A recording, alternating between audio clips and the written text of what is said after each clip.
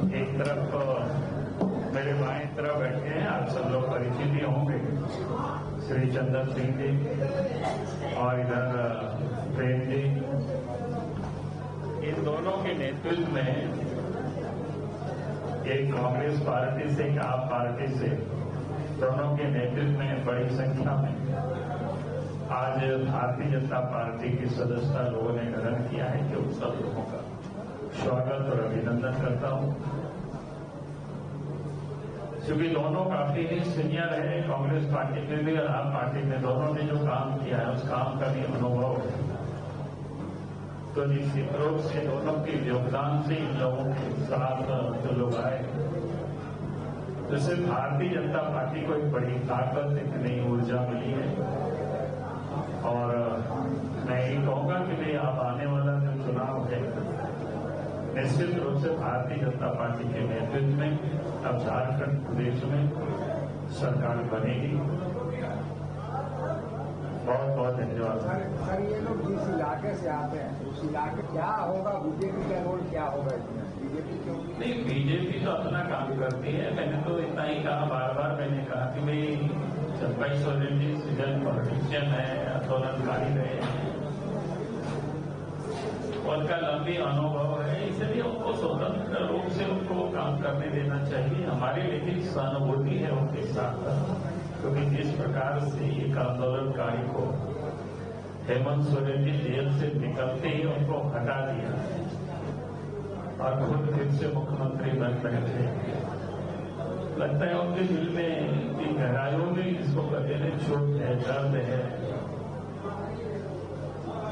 तो हमारे ही नहीं बल्कि आप सब लोगों के मन में भी एक दर्द है। तभी तो आप सब लोग उनके बारे में जब से सुने हैं कि उनके दर्द को उन्होंने बयान किए हैं, तब से सब लोग चिंतित है, सब लोग पूछते हैं। तो उन्होंने कहा कि हमारी पार्टी के भी संबोधित देंगे झारखंड वासियों को उनके साक्षात हो। बाकी तो वो अपना तय करेंगे, उनको किस रास्ते जाना है, कौन सा मंदिर जाना है, ये वो तय करेंगे। उन्होंने कहा सर पार्टी नहीं बनाएंगे, बीजेपी साथ देगा क्या, जो साथी की भी तलाश करते हैं? मैंने कहा कि वो खुद सीजन पॉलिटिशियन है, खुद अपनी रास्ता वो तय करेंगे। हम लोगों को उसके लिए चिंतित नहीं होना चाहिए। राय ने उन्हें जेल पर दिया है। अब ये कोई उन्होंने कहा तो उसके बारे में हमसे उत्तर पूछ रहे हैं। एनडीए जदयू एनडीए का है। मैं ये क्या कर रहा हूँ, आप कोई उनको बुला रहे हैं तो उस पर हमसे उत्तर पूछोगे तो हम कहाँ से बताएंगे? तो वो बताएंगे और वो बताएंगे दोनों। सर, जेएमएम का कहना है देश तोड़ने वाली, परिवार तोड़ने वाली, पार्टी तोड़ने वाली पार्टी बीजेपी बन गई है। जहाँ पर इसका जनाधार नहीं है वहाँ पर नेताओं को तोड़ रहे हैं हमारे नेताओं। देखिए, हमारी कहाँ जनाधार नहीं है। आज भी उस क्या करते हैं क्षेत्रों में हमने बढ़त बनाए हुए हैं। सरायकेला में भारतीय जनता पार्टी बढ़त में है, 22,000 से अधिक वोट लोकसभा के चुनाव में हमें मिला। और जहां उनका गढ़ रहा, जहां उनके पिताजी एमपी किसी जमाने में हुआ करते थे, ठीक है, इस बार हारे, लेकिन पिछले बार उनको हरा करके भारतीय जनता पार्टी के वहां से सांसद थे। और आप सबकी जानकारी के लिए हम भी वहां से 2 बार सांसद रह चुके हैं दुमका से। तो ऐसा नहीं है कि हमारे अगर पार्टी की जनाधार नहीं होता तो फिर दुमका से सांसद कैसे बनते?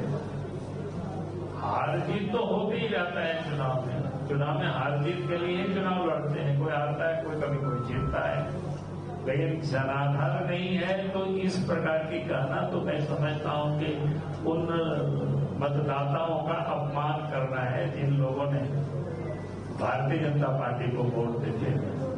सर, मुख्यमंत्री जी मंच से लगातार इस बात को कह रहे हैं कि जहां पर बीजेपी षड्यंत्र करने का काम कर रही है, वहां पे हम मुख्यमंत्री महिला सम्मान योजना से जोड़ने का काम कर रहे हैं और हजारों महिलाओं को लाभ दे रहे हैं। आप कैसे देख रहे हैं? देखिए, मैं तो कहूंगा कि ये भी छलावा है। छलावा इसलिए कि उसमें आप देखेंगे, उसमें लिखा भी है कि दिसंबर तक आपको लाइन से क्या क्या जोड़ना, नहीं तो फिर नहीं मिलेगा। उसमें लिखा हुआ है। यदि ये जो योजना है 2 महीना के लिए या 3 महीना के लिए चुनाव तक मदद के लिए ही है। और हेमंत सोरेन की जो विश्वसनीयता क्या है, अभी तो मैं बता भी रहा था, आप उनका घोषणा पत्र देख लीजिए। पिछले साल भी जब चुनाव लड़ रहे थे 2019 में, तो कहा था कि गरीबों को हम साल में 72,000 रुपया देंगे। क्या हुआ साहब, दिया 72,000 रुपया? नहीं दिया। उन्होंने कहा था कि 10 लाख से अधिक ग्रीन कार्ड बना दिया था लोगों को, और कहा था कि मुफ्त में अनाज देंगे। दिया क्या? नहीं दिया। उनके घोषणा पत्र में है, उन्होंने कहा था कि जो दिव्यांग है, विकलांग है, विधवा है, वृद्ध है, उनको 2,500 रुपया पेंशन देंगे। उनके घोषणा पत्र में दिया क्या? नहीं दिया। उन्होंने विधानसभा में कहा था कि रोजगार नहीं तो बेरोजगारी भत्ता देंगे। दिया क्या?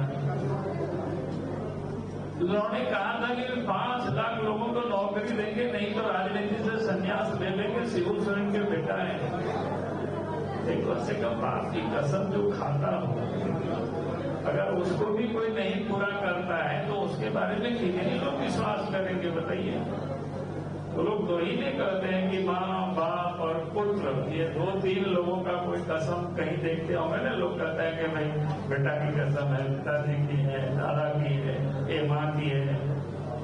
तो भाई इन लोगों की कसमें खा करके उन्होंने कहा था कि पिताजी की, अब उनके बेटे हैं, यानी क्या कर रहे हैं? तो संन्यास ले लेंगे भैया, तो संन्यास लेने का। तो इसलिए आज वो लोग भी जान रहे हैं मैया योजना कि वो क्या देने वाले हैं, कब तक देने वाले हैं। तो इसीलिए उनसे लोग ले लेंगे, लेकिन वोट देंगे बीजेपी को। चलो हो गया। कल का जो आप रोज रहे हैं उसमें प्रशासन की तैयारी की आप लोगों को बाहर में रोका जाएगा, क्या तैयारी है आप लोगों की? कैसे पहुंच पाएंगे? हम लोगों को काहे रोकेगा भाई? हम लोग किस अपराध में रोकेगा? अगर लोकतंत्र में आप पॉलिटिकल पार्टी को धरना, प्रदर्शन, मीटिंग करना, ये हमारा अधिकार है, संवैधानिक अधिकार है। सरकार ने संबोधन में कहा कि अगर कहीं रोकता है तो वहीं रुक जाइए, धरना प्रदर्शन दीजिए। आपको आशंका होगी ऐसे तभी आपने संबोधन? नहीं, आशंका क्या, हम सब परिस्थितियों से हम निपटने के लिए तैयार रहते हैं ना। इतना ऐसा नहीं, पूर्व का भी हम सब लोगों ने देखा है कि पिछले बार भी हम लोग कार्यक्रम कर रहे थे तो जगह जगह लोगों को रोका।